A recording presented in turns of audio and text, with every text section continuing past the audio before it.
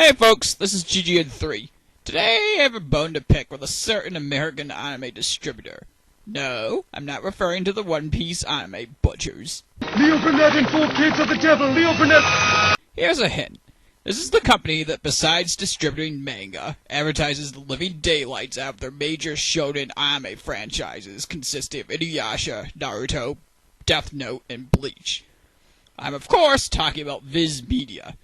Viz has a fair number of other anime titles that it has licensed and distributed over the years outside of its hugely popular shonen franchises, which, while not as plentiful as the titles picked up by Funimation, ADV, Gideon, or Bandai, still had fans talking with titles such as Saikano, Mason Ikoku, Rama Half, and Seri Celestial Legend. In recent years, they still pick up major titles like Monster and Nana, which were hugely popular with fans of the fan sub run. However, the company's apparent stance when it comes to giving a fair shot at anything that isn't a shonen anime franchise raises an eyebrow for me. There's plenty about Viz's releasing of titles outside of the major shonen stuff that I can complain about. First up would be the quick cancellation of titles that aren't performing well as sales rise. Remember how some of you attempted to start buying DVDs of Fobu Sakashite, Hikaru no Go, and Prince of Tennis about 4 to 5 years ago until you found out the entirety of these titles were going to be released stateside and you're left with an incomplete series? This was from Viz making the decision to cancel future production on the shows due to sales not going how they wanted, and the titles now being out of print because Viz didn't want to waste their time on them anymore.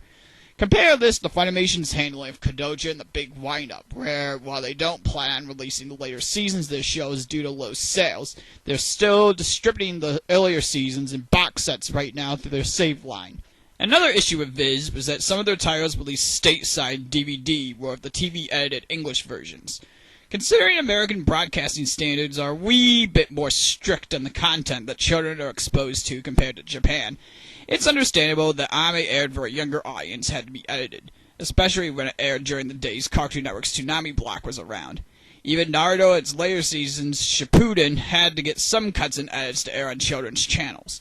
But considering that this was to promote the uncut DVD releases of these titles, you'd be guaranteed to see stuff like Gene's perversion and Outlaw Star, Kenshin and his foes bleeding from battle damage in Rurouni Kenshin, and seeing Ryoko Nayega in the buff during hot spring scenes in Tenji Muyo for the DVD releases, as well as the option to hear the scenes in Japanese.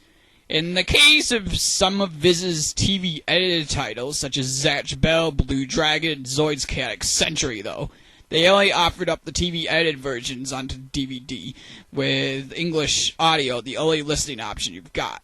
And due to those 3 titles I mentioned, Viz canned them in the middle of production due to low sales, just like the ones I mentioned earlier. So much for having a legal option to see these titles in their uncut entirety. Next issue of Viz, some of their completed titles lacked a box set release. Getting individual volumes of an anime title on DVD and completing it could be quite expensive, costing $30 a volume, and could be hard to track down if you lacked internet access, as there was a very good chance the retail store wouldn't have all the volumes to a series on them. Behold the benefits of the box set. Unless the show in particular surpassed 13 or 26 episodes, you are guaranteed to have an entire series at your disposal at a more reasonable price than hunting down single volumes, as distributors normally release their titles in box sets months after the completion of singles. As a matter of fact, some distributors in recent years, such as Funimation and Right Stuff, has discontinued their policy of releasing single volumes of an anime, and now stick to box sets containing an anime title in either parts with a dozen-plus episodes, or its entirety. Viz had some titles that they never bothered issuing box set releases for, consisting of Hayayori Dango, Flame of Rekka, Project Orms, and of course their English-edited only release of Zoid's Chaotic Century. It seems Viz is still continuing with releasing single volumes of their titles, as Bleach and Vampire Knight have upcoming single volume releases. Bleach will be guaranteed future box set releases for being one of Viz's flagship titles.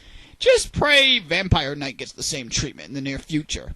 My final complaint, and perhaps the biggest one of them all, is that Viz lacks a re-release line for their older titles. Even after having been originally released years earlier, titles like Fruits Basket, Gunslinger Gore, Escaflowne, and Hack Sign are still available for new anime fans to collect, thanks to distributors like Funimation and Bandai having their own line of older titles to re-release at cheaper prices, with Funimation having its Viridian Collection save lines, and Bandai having its Anime Legends line. Even Judean, when the company was still around, had their own re-release line in the form of the Signature Series line.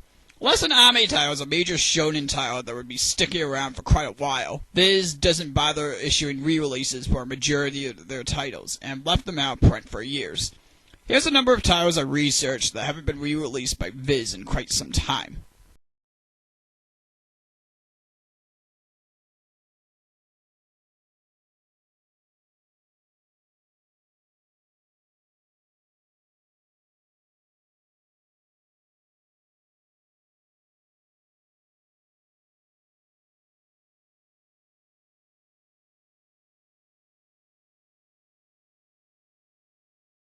It also seems there's a recent issue to press with Viz concerning their treatment of Monster.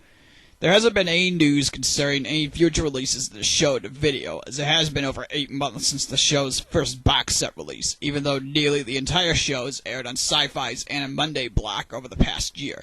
This has led to some speculation over whether or not Viz is planning to can the show before its video run is complete, even with the show's dub nearly complete.